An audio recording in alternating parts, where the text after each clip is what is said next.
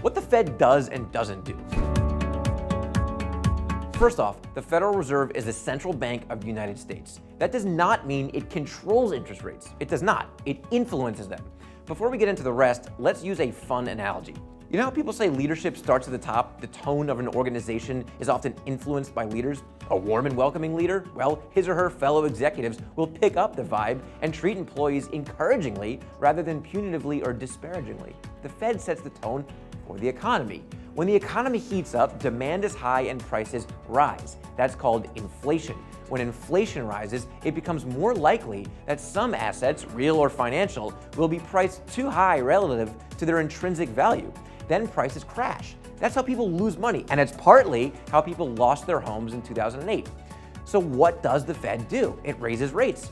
But how? The Fed raises the federal funds rate, or the rate at which it lends to large Fed member banks like JP Morgan, Bank of America, Wells Fargo, Citibank.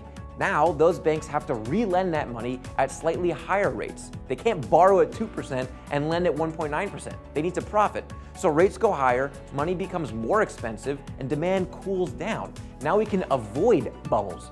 What if demand is too cool and inflation is muted, like right now? The Fed lowers rates, and banks can lend at lower rates to win borrowers. Money is cheap and demand is stable. Now you understand the Fed.